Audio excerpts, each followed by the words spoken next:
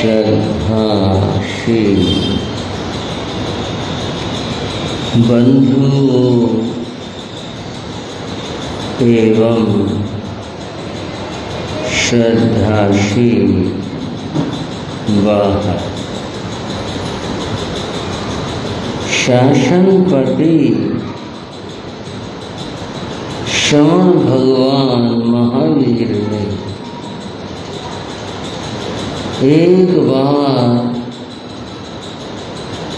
अपनी देशना में फरमाया 10 बीघे धम में पणते 10 प्रकार का धर्म होता। आप सोच रहे होंगे धर्म तो एक ही प्रकार का है, ये 10 प्रकार कैसे हो? बंधुओं, यहाँ जो धर्म की बात बताई गई उसमें कर्तव्य और सेवा इन दो को आधार बनाकर बात कही गई। उन 10 प्रकार के धर्मों में एक धर्म है राष्ट्र धर्म। क्या कहा भाई? राष्ट्र धर्म। राष्ट्र धर्म क्या है इसको समझ। राष्ट्र के प्रति जो हमारा कर्तव्य है उस कर्तव्य का पालन करना और राष्ट्र की सेवा करना, इसका नाम राष्ट्र धर्म है। महावीर प्रभु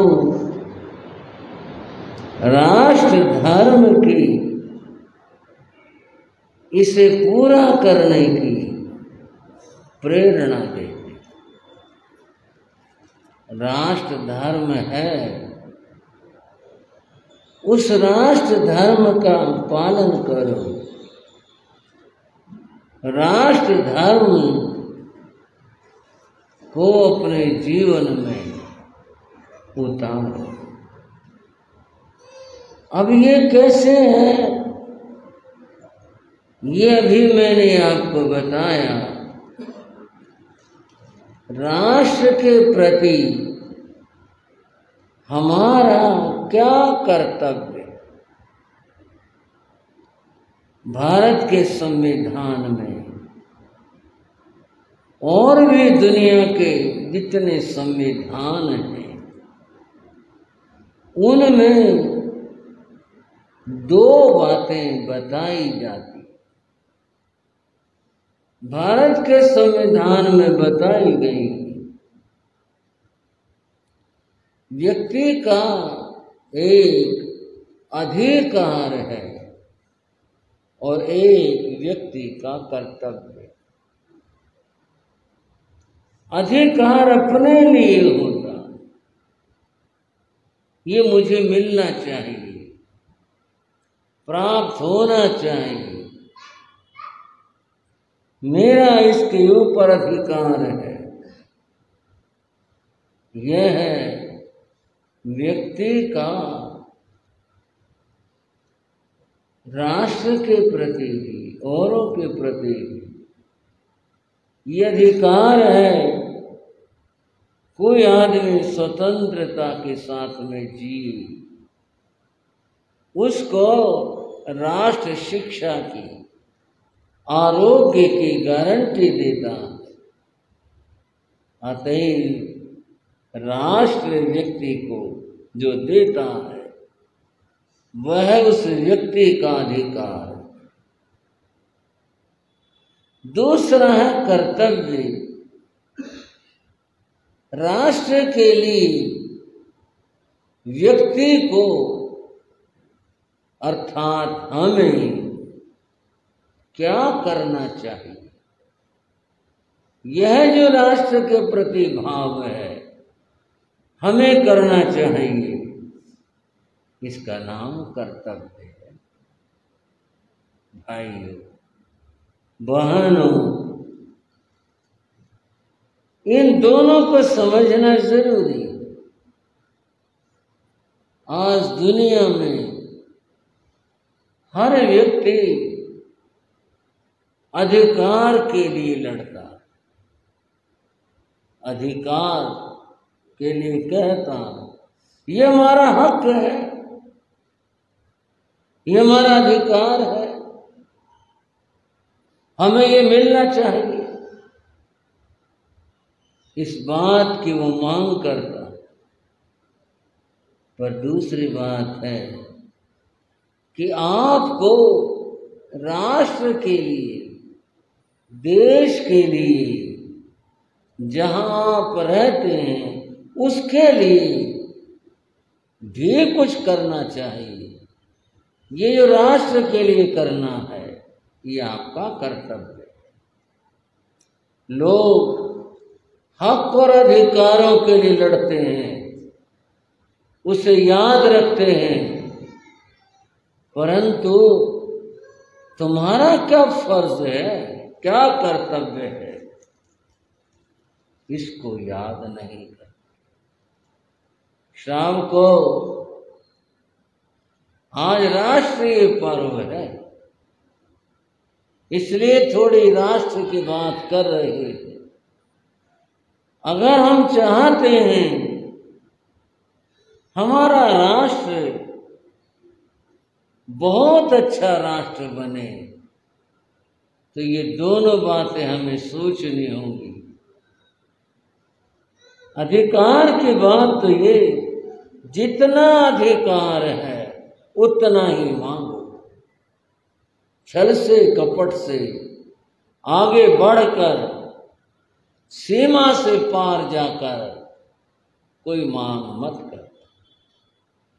और जो तुम्हारा राष्ट्र के प्रति कर्तव्य है उस कर्तव्य की पूर्ति करो, उसे पूरा करो। कभी अमेरिका के राष्ट्रपति सर जॉन कैनेडी जो हुए थे, मुझे ख्याल है कि 63 के आसपास उनका कार्यकाल रहा, 1963। उन सर जॉन कैनेडी ने एक बार अपने भाषण में कहा था, आप यह मत पूछिए आपका राष्ट्र आपके लिए क्या करता है। भाइयों समझो, आप ये मत पूछिए आपका राष्ट्र आपके लिए क्या करता है, आप ये पूछिए आप अपने राष्ट्र के लिए क्या करते हैं। दो दोस्त मिलते हैं, बातें चलती हैं, एक का ये सवाल है आपका देश आपके लिए क्या कर रहा है, एक तो ये प्रश्न है, और दूसरा ये आप अपने राष्ट्र के लिए, अपने देश के लिए क्या कर रहे हैं। दोनों बातों में कितना बड़ा अंतर है। राष्ट्र आपके लिए क्या कर रहा है, या आप अधिकार मांग रहे हैं, और आप राष्ट्र के लिए क्या कर रहे हैं, यह आपका कर्तव्य है। आज हम तो अपने देश की बात करेंगे, लोग स्वार्थ का जीवन जी रहे हैं। उस स्वार्थ में बस ऐसा कुछ है, अपना घर भरे, अपना पेट भरे, हमें मिले, हमारा भी कोई फर्ज है राष्ट्र के लिए, इसके बारे में विचार और चिंतन नहीं। एक बस चली जा रही, सवारियां बैठी थी, एक सीट के ऊपर 2 आदमी बैठे। एक आदमी ने बैठे बैठे जो नीचे सीट थी रैक्सीन की, उसका रैक्सीन फाड़ा। कुछ से खाली बैठा नहीं जाता, कुछ न कुछ उसने रैक्सीन फाड़ा, और फाड़ करके उसने नीचे जो फोम था उसका एक बड़ा सा टुकड़ा तोड़ लिया, और तोड़ करके अपने बैग में रख लिया। साथ के साथी को बुरा लगा, परिचित कुछ था नहीं लेकिन साथ बैठा था आदमी, ऐसा करते देख करके उसे बहुत बुरा लगा। ये क्या बात हुई, इसने ऐसा किया। उस आदमी ने कहा, भाई साहब, राष्ट्र की संपत्ति आपकी संपत्ति है। भाइयों, राष्ट्र की संपत्ति किसकी है? राष्ट्र की संपत्ति आपकी संपत्ति है। अगर मैं इस बात को लेकर थोड़ा सा रुक कर बात करूं, ये विचार और भाव रहता है किसी में कि राष्ट्र की संपत्ति हमारी संपत्ति है। अगर यूं हो तो जितनी भी चीजें सरकारी चीजें या राष्ट्र की चीजें हैं, आदमी खराब न करे और बिगाड़े। हमने देखा, हम तो संत हैं, जगह जगह जाना होता, देखा आपने भी होगा, गांव हो या शहर हो, बारात आती है, धर्मशाला में रुकती है, चौपाल में रुकती है। रुकने वाले जब तक कोई कुंडा ना तोड़ दें, कोई और चीज ना बिगाड़ दें, टूटे खराब ना कर दें, फिर क्या ठहरे, फिर काहे की बारात हो। भाइयों, आपने भी तो देखा होगा, भाई क्या बात, बारात ठहर के गई थी, भाई जाते जाते इसका पाया तोड़ गए, इसका कुंडा तोड़ गए, इसका ये कर गए, उसका वो कर गए। भला जब तक ये काम ना किया फिर काहे की बारात आई। इसको तो तोड़ना, खराब करना, इसको तो वही मानते हैं भाई हम आए फिर हमारा आना ही क्या हुआ। और दूसरी बात, जब तक गंदा ना कर दें, थूकना है, कुछ और कुछ ऐसा, चाहे जहां दीवार के ऊपर, फर्श के ऊपर, इधर उधर, वो ठहरने वाले कभी ये सोचते हैं कि भाई ये जो चीजें, धर्मशाला है, चौपाल है, जो भी सार्वजनिक स्थान है जहां हम आए हैं, हमारे ठहरने का प्रबंध किया है, ये हमारे लिए तो बनी, ये हमारी चीज है ना। घर में तो कोई नहीं करता, कुंडा तोड़ दे, चटकनी तोड़ दे, घर में गंदा कर दे कोई, घर में तो नहीं करते, वहां करते हैं। व्यक्ति क्या कहते हैं, हमारी संपत्ति है। कितनी जड़ता और मूढ़ता है, कितना क्या। जैसे आप अपने घर को प्यार करते हो, आप सरकारी चीज, सरकारी वस्तुओं को भी उतना ही प्यार करो। वो आपकी चीज, आज आप ठहरे, कल आपका कोई भाई आएगा, वो ठहरेगा, आप उसको खराब करके जा रहे हैं। अगर दोबारा से आपको आना पड़ा तो दुख कौन पाएगा? आप ही तो पाओ। लेकिन नहीं समझते इस बात को, ये विचार नहीं है, अपना मानते नहीं। जो आदमी राष्ट्र को अपना राष्ट्र मानेगा, अपना घर मानेगा, राष्ट्र की संपत्ति को नुकसान नहीं पहुंचा सकता।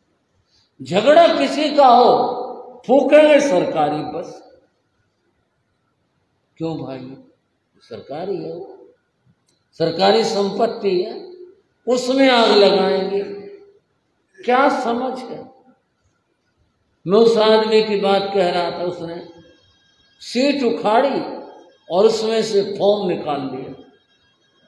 पड़ोसी ने कहा, भाई साहब ये सरकारी संपत्ति, आपकी संपत्ति है। बोला, हाँ मैं जानता हूं, हमारी है, मैंने अपना हक ले लिया, आप भी ले लो। हाँ जी, समझ में आई बात? मैंने तो अपना हक ले लिया, आप भी ले लो। क्या समझ है, क्या सोच है, क्या विचार है? राष्ट्र के प्रति यही विचार है, यही सोच, हम यही मानते राष्ट्र के लिए। क्या हमने कभी सोचा कि हम राष्ट्र के लिए कुछ करें? हमें कुछ करना चाहिए? कुछ नहीं। राष्ट्र के बारे में कोई ख्याल और कोई विचार नहीं। सफाई की बात ले, सरकार ने बहुत सारे प्रबंध कर दिए, डस्टबिन जगह जगह लगा दिए, कूड़े की गाड़ी लगा दी, बहुत कुछ लगा दिया, और इसीलिए भी सफाई बनी रही। लोग फिर भी हैं, चाहे पार्क हो, सार्वजनिक स्थान हो, कुछ हो, कोई लिफाफा है, कागज है, बोतल है, कुछ है, पैक की ओर चल दी, कुछ नहीं दिखा। राष्ट्र के प्रति भावना है ही नहीं जरा से। जिन विदेशियों को धार्मिक लोग मुश्किल से हो जाती, गालियां देते, गालियां क्या देते, वो तो अनार्य है। विदेशियों को क्या बताते भाइयों? बोलो, सुस्से बैठ गए, बात तो समझ रहे, अपन बात कर रहे हैं। क्या कहते हैं उनको? अनार्य कहते हैं। अनार्य से बड़ी धर्म जगत में और क्या गाली होगी? और तो गाली बड़ी छोटी है, सबसे बड़ी गाली धर्म जगत की किसी को अनार्य कह देना बहुत बड़ी गाली होती है। उनको अनार्य कहते हैं। उनकी सभ्यता, तहजीब और हमारे जो आर्य कहलाते हैं, हम इस धार्मिक देश के नागरिक कहलाते हैं।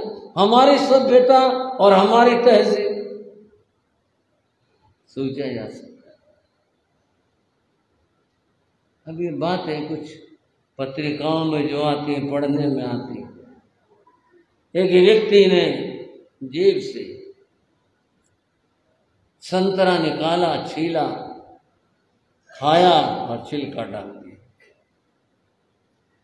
वो ट्रेन में था, दूसरा एक आदमी और बैठा था जो वहां का नागरिक था, उसने छिलका उठाकर जेब में रख लिया।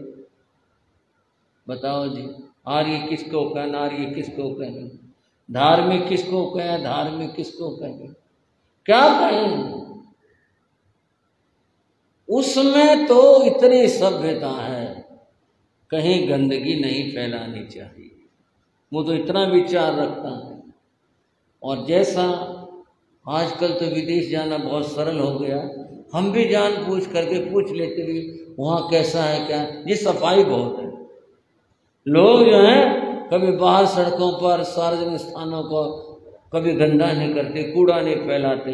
और हमारे देश की स्थिति, हमारे देश की स्थिति हमारे सामने है, इस बात का विचार ही नहीं करते भाई ये नहीं करना चाहिए, कुछ नहीं, विचार ही नहीं। वहाँ इस बात का विचार है, उनको ख्याल है ये देश हमारा अपना देश है, ये हमारी मातृभूमि है। जैसे हम अपने घर का ख्याल रखते हैं, ऐसे हम राष्ट्र का भी ख्याल रखते हैं। मैं कैनेडी की बात बता रहा था। कैनेडी ने कहा, ये मत पूछिए आपका राष्ट्र आपके लिए क्या करता है, यह पूछिए आप अपने राष्ट्र के लिए क्या करते हैं। ये हुई बात। अगर ये बात हम भारतीय बैठ करके आपस में यहाँ इस सभा में भी बात करें, क्यों जी कोई आदमी अपने एक बात बताओ, आप देश के लिए कौन सा काम करते हो? कोई एक काम करते हो, एक हफ्ते में एक काम करते हैं, महीने में एक भाई हम तो एक काम एक महीने में राष्ट्र के लिए जरूर करते हैं। क्या काम करते हैं आप? कहीं काम? हाँ काम। क्या काम करते हैं राष्ट्र के लिए? मेरे ख्याल से बताना मुश्किल हो जाएगा। क्या बात बताएं, कुछ काम करते हो तो। और काम का घाटा नहीं है। किसी को काम करना हो, किसी को सेवा करनी हो, उसका कोई घाटा नहीं है। लेकिन भाई इस तरह का विचार नहीं है, इस तरह का ख्याल नहीं है कि हमें राष्ट्र के लिए काम करना चाहिए। बंधुओं, ये देश जहां हम जन्मे हैं ये हमारा है, और इस देश का ख्याल रखना, इसके प्रति अपने कर्तव्यों को पूरा करना, इसका नाम राष्ट्र धर्म है। राष्ट्र धर्म का पालन करना सीखो, करो और समझो क्या है वह राष्ट्र धर्म। जब राष्ट्र धर्म का पालन होगा हम सच्चे नागरिक कहलाएंगे। एक मैंने कहानी पढ़ी, और वो कहानी थी जापान की राष्ट्र माता। ये कहानी थी, शीर्षक था जापान के राष्ट्र माता। वो कहानी क्या थी? कहानी थी जिस समय जापान लड़ाई से गुजर रहा था, युद्ध हुए थे, इसमें जापान भी शामिल था। एक घोषणा हुई। घोषणा ये हुई, हर परिवार से एक युवक जो योग्य हो वो सेना में अवश्य भर्ती हो, ये मांग की गई। सन 1962 में जब लड़ाई हुई थी भारत और चीन की, ये बात तब भी आपको याद है या नहीं है? मुझे याद है। उस समय भी ये बात हुई थी, हर घर से एक आदमी की सेना में भर्ती होने की मांग की गई थी, और जो भी सरकारी कर्मचारियों ने इस बात की जांच भी की थी, और फिर उनको ट्रेनिंग भी दी गई थी। ऐसी तो स्थिति नहीं आई थी इनको भेजा गया हो, लेकिन ट्रेनिंग दी गई थी कि भाई अगर युद्ध में जाना पड़े तो इनको भेजा जा सके। तो बहुत सारे युवक निकल पड़े सेना में भर्ती होने के लिए। जहां वो भर्ती खुली थी और युवक सेना में भर्ती होने के लिए लाइन में लगे हुए थे, एक युवक था। युवक तो सारे थे, पर जिसकी कहानी है, जो पात्र है, वह लाइन में था। उसने अपना जो भी परिचय डॉक्यूमेंट होते वो दिए, उसकी सारी जांच की गई, जैसा करते हैं, इसकी ऊंचाई, इसकी फिटनेस, जो भी सब देखा गया, शिक्षा से पूछा गया, वह योग्य था, सेना में भर्ती होने के योग्य था, सारी बातें उसकी फिट थी। उसको सिलेक्ट किया, उसका एड्रेस पूछा, कहाँ रहते हो? तो एड्रेस में उसने अपना घर का नंबर तो लिखाया, पर जब नाम लिखा तो अपने माँ का नाम लिखा है। तो पिता का नाम उसने स्वर्गीय, जैसा अंग्रेजी पद्धति ले वो लिखो। अच्छा तुम्हारे पिताजी ने? नहीं जी मेरे पिताजी ने। ऑफिसर ने सहज में पूछ लिया, कितने भाई हो? पिता नहीं है, घर में केवल माँ है। तो कितने भाई हो? जी मैं अकेला हूं। तुम अकेले हो? हाँ जी मैं अकेला, अपनी माँ का बेटा। उसने सिर हिलाया, बोले हम आपको नहीं ले सकते। उसने कहा क्यों जी? बोले भाई हमारे यहाँ कानून है, जिसका एक बेटा होगा या एक ही घर में लड़का होगा तो उसको हम सेना में नहीं ले, आपको कहीं और जगह दी जा सकते, हम सेना में नहीं ले सकते। कारण क्या है? कुछ भी घटना घटे तुम्हारी माँ की देखभाल कौन करे? इसलिए इकलौते को सेना में नहीं लेते।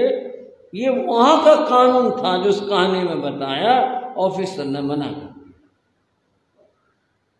लड़का रुआंसा हो गया, बोले मुझे देश सेवा का मौका दे दीजिए। बोले हमारी मजबूरी, हम नहीं दे सकते आप, यहाँ कानून है इस बात का, इकलौते को नहीं लेंगे। वो वापिस चला गया, घर गया, उसका चेहरा उतरा हुआ था। माँ ने देखा, पूछा बेटा क्या हुआ? बोले माँ भर्ती नहीं हो सका, मेरे को लिया नहीं। क्यों, क्या बात हुई? बोले और तो सब कुछ ठीक था, सारी बातें पास थी, पर उन्होंने पूछा, अपने यहाँ का एड्रेस मैंने बता दिया। उन्होंने पूछा कितने भाई हो, मैंने कहा इकलौता हूँ। तो ऑफिसर ने कहा हम इकलौते को नहीं, वापिस कर। बेटा इकलौता होना कोई पाप हो गया? ये तो अपनी भाषा में उसने जो भी कुछ कहा होगा, अभिशाप हो गया कि इकलौता जो है वो देश की सेवा नहीं कर सकता। उनका नहीं, कुछ और करो, हम सेना में नहीं लेंगे। उसकी माँ को भी दुख हो, वो ये सोच रहा हो सकता हो उनका गुजारा ना चलता हो, ऐसा मत सोचो। गुजारे की बात होती तो ऑफिसर ने कहा आपको और कोई काम दिया जा सकता है, तो गुजारे वाली बात होती तो इस बात को दुख नहीं मानता, ठीक है जी और कहीं लगवा दो। माँ ने भी दुख माना, बेटे ने दुख माना। बेटे ने कहा मैं राष्ट्र सेवा नहीं कर सकता। माँ को भी दुख हो, चुप हो गए दोनों, क्या करते कानून के सामने। बंधुओं, रात हुई, रात गहरी हुई, और उस गहरी रात में एक जोरदार धमाका हुआ, कोई चीज गिरी। लोग अपने घरों से निकले, क्या गिरा क्या गिरा। और जैसे बाहर निकले देखा पड़ोस में रहने वाली वो जो माता थी जिसका हम जिक्र कर रहे थे, उसने अपने घर की सबसे ऊंची वाली मंजिल पर चढ़ करके गली में छलांग लगा। उसको संभाला गया तो मर चुकी थी। दुख तो मानते हैं ऐसी मृत्यु की, क्या बात हो गई ऐसी। लड़के को भी दुख हुआ अपने माँ की इस तरह से जाने का। ऐसी तो कोई बात हुई नहीं, कोई लड़ाई क्लेश कोई बात हुई नहीं। बात क्या हुई है बंधु? उस माँ के मुट्ठी में एक कागज था जो मरने के बाद भी उसकी मुट्ठी में अटका हुआ था। वो कागज निकाला गया, खोला गया, पढ़ा गया। वो जो कागज था वह मिलिट्री ऑफिसर के नाम था, और उस पर ये लिखा हुआ था कि मेरा बेटा सेना में भर्ती होने के लिए आया था, और इसको इसलिए नहीं लिया गया कि इकलौता बेटा था। इकलौता यानी मैं इसके रास्ते में दीवार बन गई। मैं राष्ट्र सेवा के लिए बीच में से हट रही हूँ, मेरे बेटे को सेना में भर्ती कर लिया जाए। अब कोई ऐसी समस्या नहीं है कि इकलौता है, अब तो ये मालिक है अपना, इसलिए मेरी प्रार्थना है इसको देश सेवा का मौका दिया। बंधुओं, कुछ महसूस तो हुआ हो, कैसी सोच थी उन लोगों की, किस तरह के भाव और विचार थे, किस तरह अपनी कुर्बानी उन्होंने दी। ये राष्ट्र भक्ति का भाव इस तरह होता है। और मैं यूं कहूं कि विदेश में ये बात है, ऐसा नहीं, हमारे देश के अंदर भी ऐसे बलिदानी और कुर्बानी जिन्होंने दी है, जिनके बल के ऊपर हमारा देश स्वतंत्र हुआ है, छोटी कुर्बानियां नहीं। अगर किसी के पास समय हो तो वह देश के लिए जिन्होंने अपनी कुर्बानियां दी उनकी कथाएं पढ़ो तो पता चले ऐसे ऐसे जुल्म उन्होंने सहन किए। लेकिन उन लोगों ने जिन्होंने भी ये सब सहन किया, उनके अंतर, उनके हृदय में राष्ट्र के लिए प्रेम था, देश प्रेम था। आज उसका अभाव दिखाई देता। राष्ट्र के लिए सोचने का किसी के पास समय नहीं है। सब अपने लिए सोचते हैं, अपने लिए करते हैं। राष्ट्र के लिए सोचने का कहाँ किसके पास समय है। पहले जमाने की बात करता हूं थोड़ी। पहले कथाओं में राक्षसों का जिक्र आता है।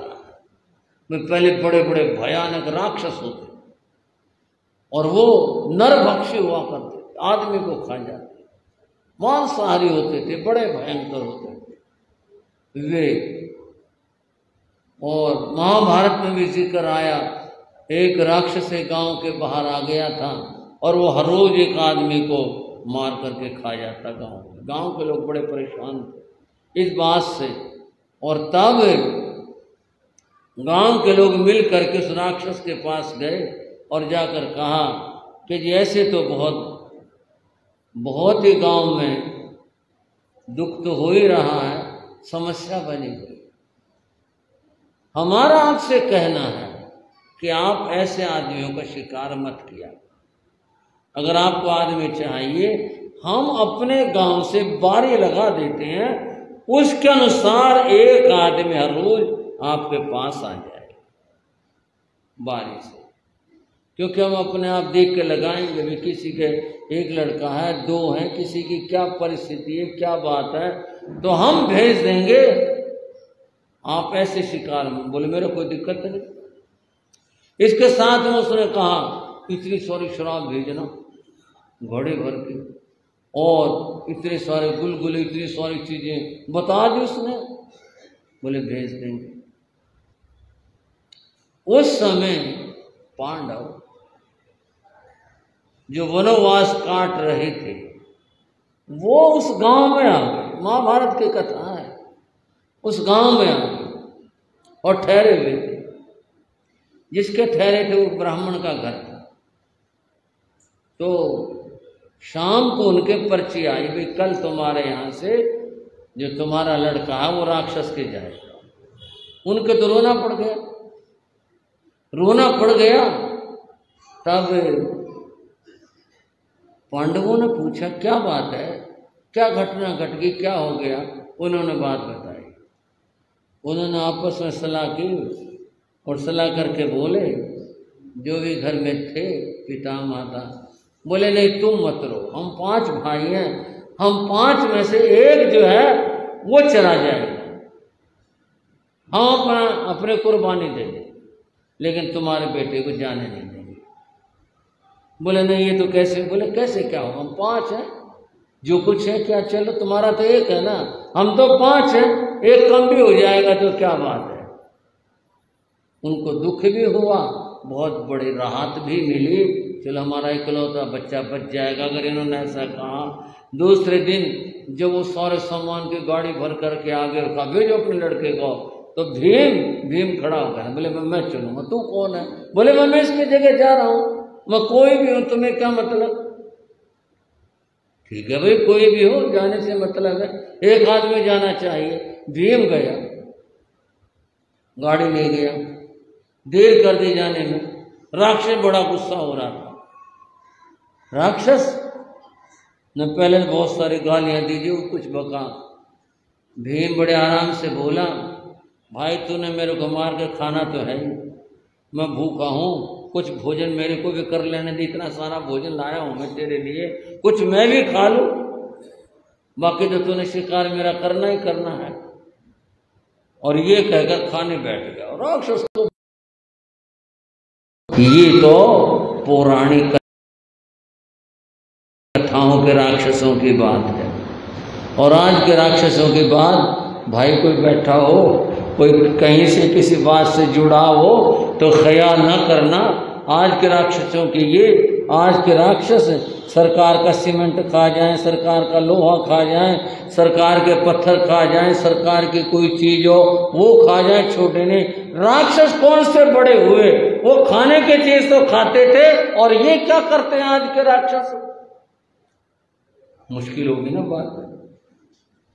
लोहा खा जाए, सीमेंट खा जाए, कुछ भी हो, ये राक्षस बड़े हुए, वो राक्षस बड़े हुए।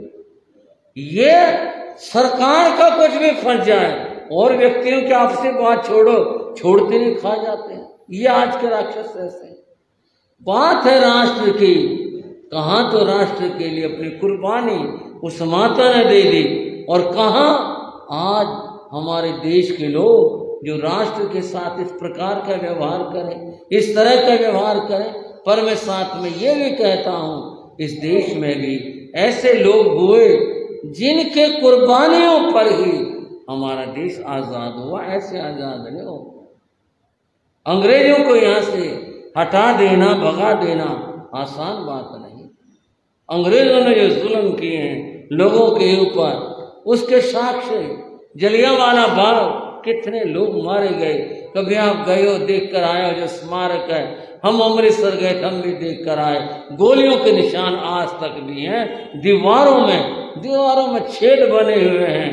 और वो भरा हुआ जलियांवाला बाग, जहाँ शांतिपूर्ण एक कार्यक्रम हो रहा था, और उन लोगों को कैसे भून कर रख दिया। लोगों ने कैसे कुर्बानियां दी अपने देश के लिए, अपने राष्ट्र के लिए। उन्हीं की कुर्बानियों से देश स्वतंत्र हो। एक बात, जो ये तो सारा देश हमारा है, लेकिन जब कोई परिचय लिखा जाता था, लिखते ही हैं अमुक जगह का व्यक्ति था, अमुक जाति से व्यक्ति था, अमुक का ऐसा व्यक्ति था। एक नाम आपको बता रहा हूं, और वो नाम कितना अद्भुत और विचित्र नाम है। हुकमचंद जैन नाम सुना भाई? हुकमचंद जैन हांसी जैन थे, हांसी के थे। हांसी में उनके नाम से पार्क बना हुआ, हुकमचंद जैन पार्क, आज भी बना हुआ, सरकार की ओर से बना हुआ। उनकी क्या कथा कि जब ये आंदोलन चल रहा था, उस समय उन्होंने अंग्रेजों के खिलाफ काम किया और देश के लिए काम किया। उनका नाम आ गया था लिस्ट में कि हुकमचंद जैन को खत्म करना। हुकमचंद जैन बड़ा आदमी था, उसके पास बहुत जमीन थी और काम करने वाले उसके पास बहुत आदमी थे। उसने उन अपने काम करने वालों की तो फौज बना ली, खुद उनका नायक बन गया और उसने अंग्रेजों का सामना किया। एक दिन आई स्थिति, इतनी बड़ी ताकत के सामने थोड़े से लोग क्या कर पाते। हुकमचंद जैन पकड़े गए। उनका एक दोस्त था, जिनका खास दोस्त था, जो हमेशा उनके साथ रहता था, वो भी पकड़ा गया। उसका नाम था मिर्जा मुनीर बेग, ये उसका नाम था, दोस्त था, वो भी पकड़ा गया। उन दोनों को सरकार ने मृत्यु दंड दिया। और मृत्यु दंड क्या दिया? मृत्यु दंड दिया हुकमचंद को तो दफन किया जाए, क्योंकि हिंदू जैन परंपरा में तो अग्नि संस्कार होता है। बोले नहीं, इसको दफन किया जाए और मुनीर बेग को इसको जलाया जाए, मुसलमानों को खिजाने चिढ़ाने के लिए ये बात की। और दोनों के लिए का इनका यहाँ नगर में संस्कार होगा, कर्फ्यू लगा दिया। अब कितना भयंकर आतंक होगा, सारा शहर कर्फ्यू से ग्रसित, कोई बाहर नहीं निकल सकता। आदेश अब गोली मार दो कोई बाहर अगर आए। और जहां उनका पार्क बना हुआ, यहां पर उनके संस्कार हुए। हुकमचंद का एक बेटा था, 12 साल की उम्र थी, फकीर चंद उसका नाम था। उनका घर वहीं है। फकीर चंद अपनी माँ से छुड़वा करके ऊपर से देखने लग गया कि मेरे पिता के साथ क्या कर रहे हैं। इसी बात के ऊपर उसने ऊपर से कैसे देख लिया, उस बालक को भी पकड़ लिया और उसको मार दिया। इन तीनों को, जैसे मैंने बताया कि हुकमचंद को तो दफनाया गया, और मिर्जा मुनीर बेग को उन्होंने अग्नि संस्कार किया, लड़के को भी दफनाया। बंधु वो सोच करके देखो एक पल को, अगर हुक्मचंद भी सोच ले मैंने ठेका ले रखा दुनिया का, मैंने ठेका ले रखा देश का, अपने काम में लगा रहता, अपना काम करता, पर ये तो भावना है ना, उनकी भावना कितनी प्रबल थी, राष्ट्र के लिए अपने प्राणों की आहुति दे दी कि वे देश के लिए कुर्बान हो गए। कितनी बड़ी बात है। इन लोगों के बल के ऊपर देश स्वतंत्र हुआ था, स्वार्थियों के बल के ऊपर देश स्वतंत्र नहीं हुआ। आज स्वतंत्रता दिवस, और ये भी एक आनंद की बात है कि आज जो स्वतंत्रता दिवस है, आज भारत को 75 वर्ष हो गए आजाद हुए, और ये वर्ष अमृत महोत्सव के रूप में मनाया जा रहा है। ये जहाँ तक बातें हैं ये तो ठीक अपनी जगह है, पर बात है हम देश के लिए करते क्या हैं, हमारा फर्ज क्या है, इस बात को आज समझना चाहिए। हर आदमी को देश सेवा करनी चाहिए। बंधुओं, राष्ट्र धर्म महावीर का वचन है, राष्ट्र धर्म का पालन करो। राष्ट्र धर्म में राष्ट्र की सेवा करना बताया गया है। अगर देश की सेवा करोगे, राष्ट्र धर्म का पालन होगा, राष्ट्र धर्म का पालन होगा तो ये धर्म होगा। अतएव सभी भाई और बहनों को इस तरह से कार्य करना है देश की सेवा का। देश के लिए काम करोगे, हमारा देश मजबूत होगा, हमारा देश आगे बढ़ेगा, और राष्ट्र की सुरक्षा में हमारी सुरक्षा है। अतएव सब लोग सुरक्षित भी होंगे। आज के दिन इस 15 अगस्त पर मेरा आप सबसे कहना है कि राष्ट्र के लिए काम करने का अभ्यास करो, सीखो, राष्ट्र के लिए काम करो। राष्ट्र के लिए काम करना बंधुओं ये धर्म है, जो करेंगे वो अपने धर्म का पालन करेंगे। इसी संदेश के साथ में मैं अपनी चर्चा को विराम दे रहा हूँ, और आप सबसे यही कहना है, देश सेवा का अवश्य जज्बा और भाव रखा जाए, कुछ काम किया जाए। करोगे तो बहुत अच्छा होगा। चत्तारि मंगलम अरिहंता मंगलम सिद्धा मंगलम साहो मंगलम केवली प्रणतो धम्मो मंगलम चत्तारि रोगोत्तमा अरिहंता रोगोत्तमा सिद्धा रोगोत्तमा साहु रोगोत्तमा केवली प्रणतो धम्मो रोगोत्तमो चत्तारि शरणं पवज्जामि अरिहन्ते शरणं पवज्जामि सिद्धे शरणं पवज्जामि साहु शरणं पवज्जामि केवली प्रणतं धम्मं शरणं पवज्जामि। ये चार शरण दुख हरण जगत में और न शरणा कोई होगा, जो भव प्राणी करे आचरण उसका अजर अमर पद होगा, उसका सदा हे मंगल होगा। मंगल आशीर्वाद, मंगल आशीर्वाद।